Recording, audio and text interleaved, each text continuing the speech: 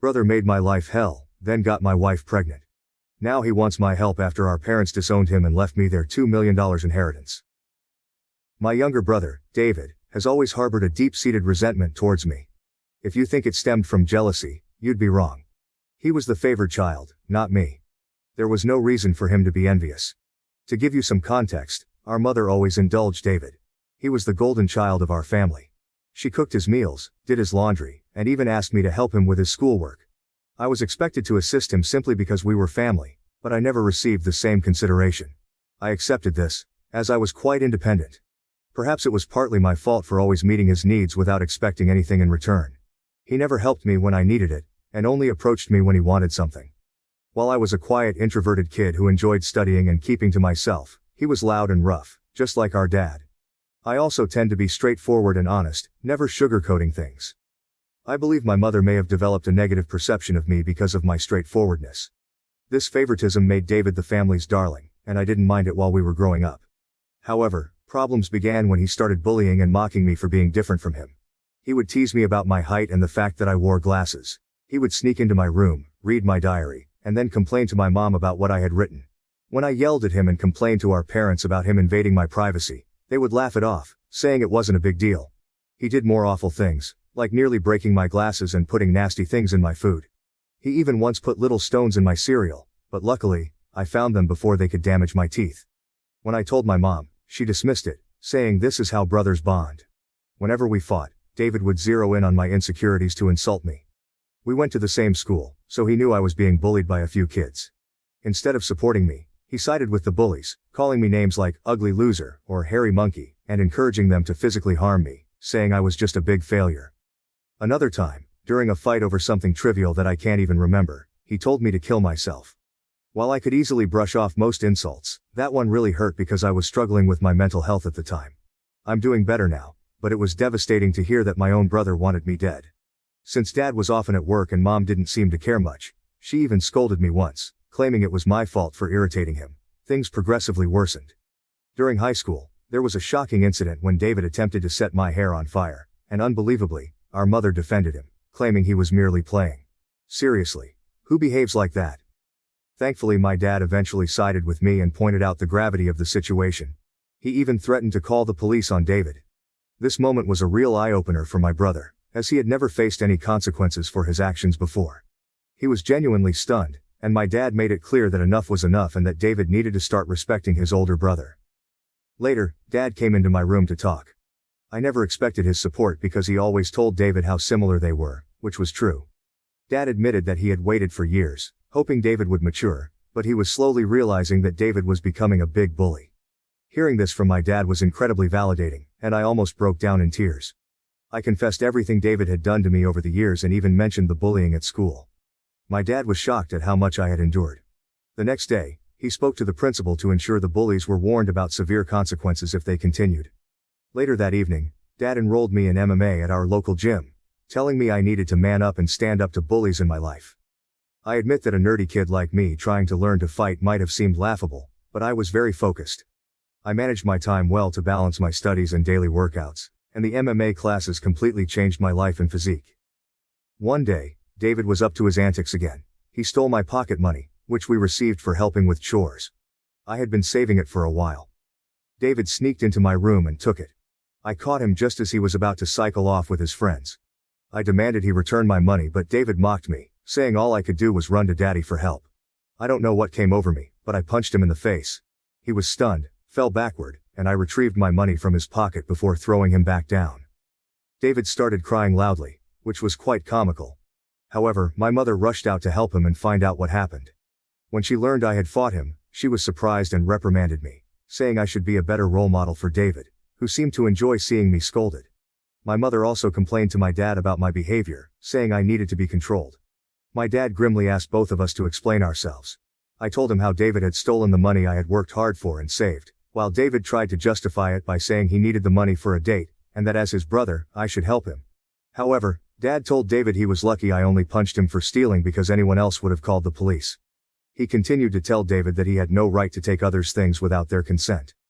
David didn't like that and threw a tantrum, likely hoping our mother would side with him, but Dad remained firm. When David realized he wasn't going to be punished for being hit, he screamed how much he hated me and ran back to his room, locking himself in.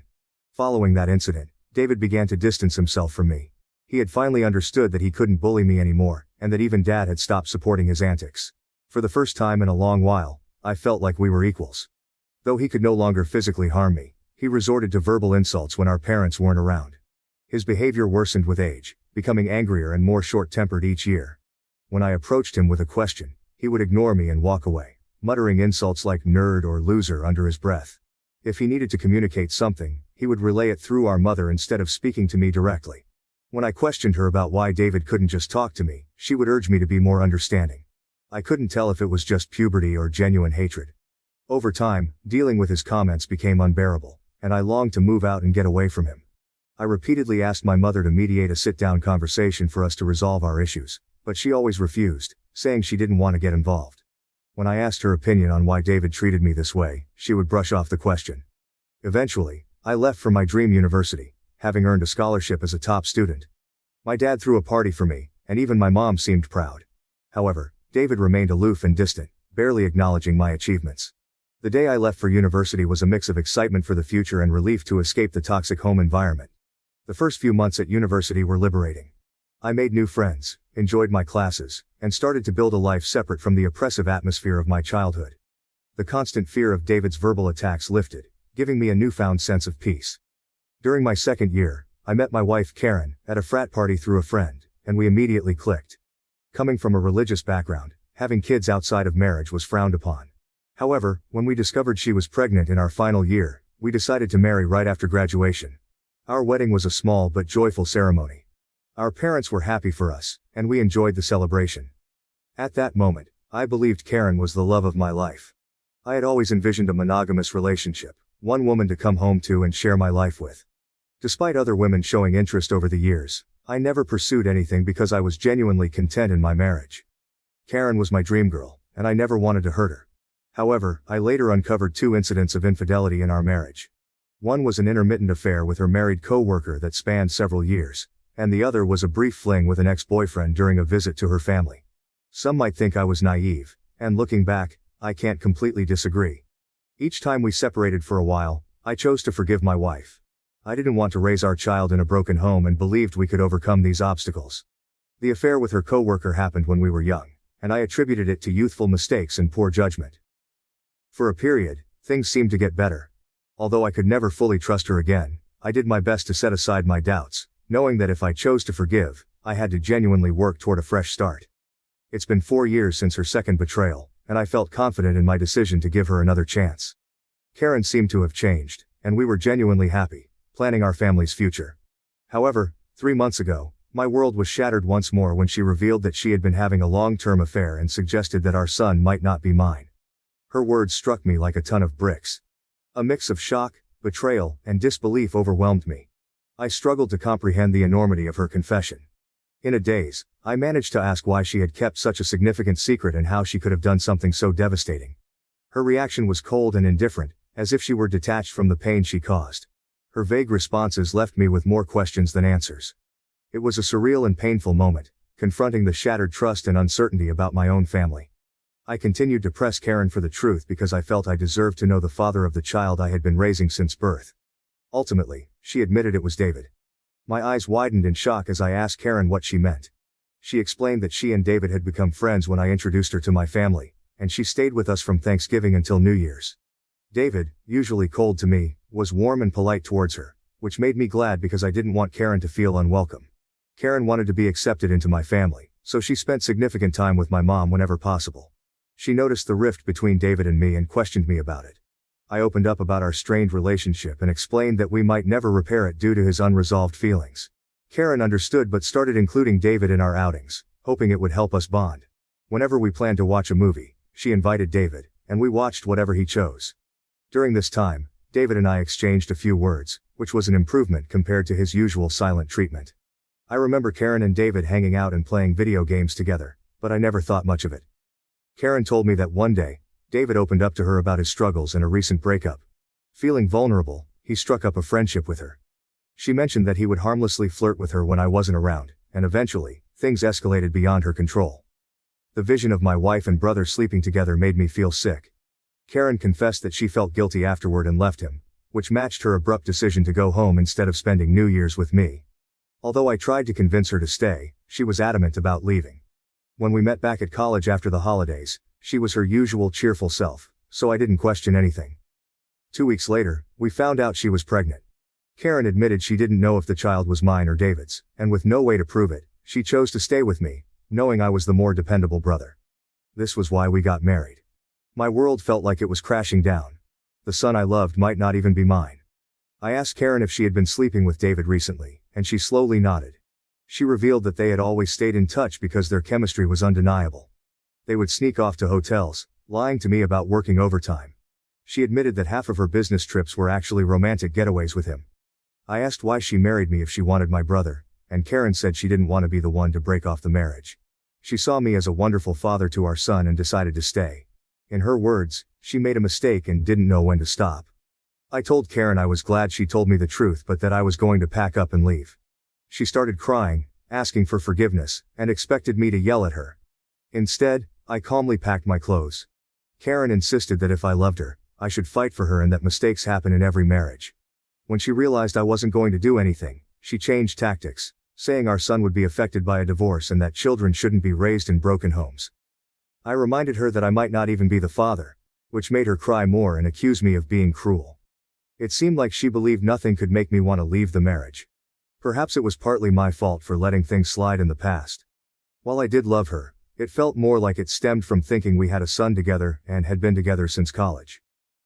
Karen kept insisting it wasn't too late to fix things, but I struggled to believe her and had no patience left. Trust was a major issue, and her words felt hollow. Even if I forgave her, I could never forget she slept with my brother. I've always believed in forgiving mistakes because we're all flawed, but this was beyond acceptable limits. I left her crying on the doorstep and checked into a hotel.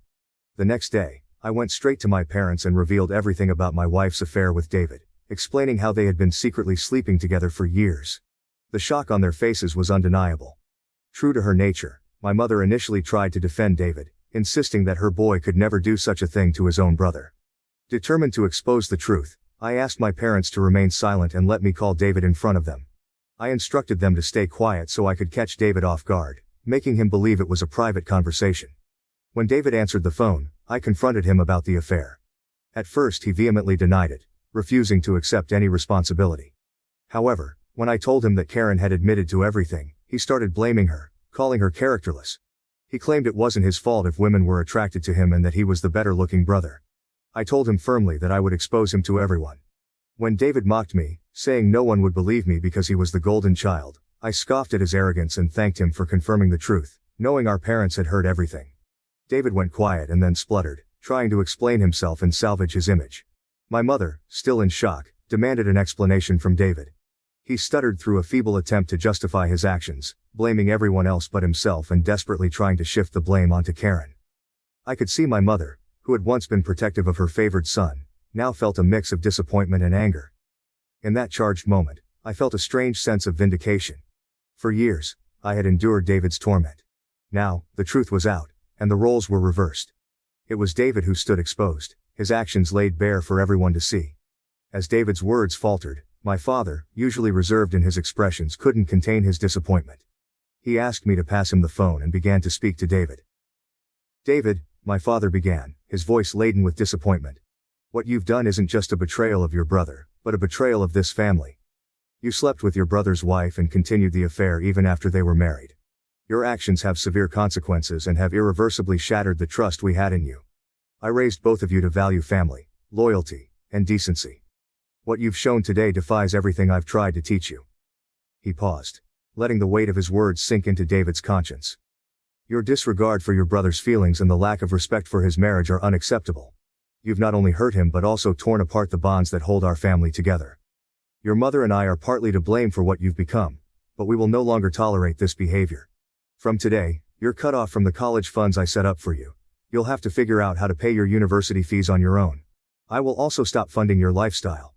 Do you think it makes you more of a man to sleep with married women? Let's see how you manage without my money." Throughout this, I maintained a composed demeanor. Although I initially wanted to scream at David, watching my dad punish him was the ultimate vindication. I had exposed his true nature, and it was clear he had underestimated the consequences. My mother, despite David's persistent protests, continued to justify him, but my father swiftly ended the call, shutting down David's attempts to explain away his actions. Afterward, my mom approached me and hugged me. It had been a long time since we shared such a moment, but in that embrace, there was an unspoken understanding and support amid the family turmoil. She apologized for not believing me all this time. My 14-year-old self could never have imagined this moment, being vindicated and embraced by my mother. Following this, my dad helped me find a good lawyer to divorce Karen. She and her lawyer tried to fight dirty, asking for alimony since I earned more than her. But her affair played heavily in my favor. We also conducted a paternity test, and it was confirmed that David was indeed the father of the child. The news was incredibly painful, even worse than discovering Karen's infidelity.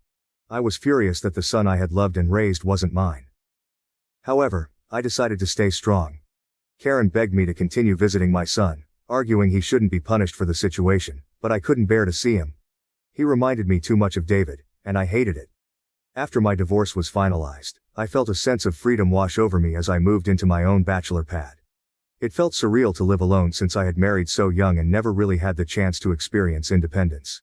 However, my naturally independent nature allowed me to quickly adapt to my new lifestyle, and I thoroughly enjoyed it. 2 weeks ago, my dad called to tell me he was considering changing his will because he didn't want to leave anything to David. My dad is incredibly stubborn, and once he decided to cut David out of his life, he stuck to it.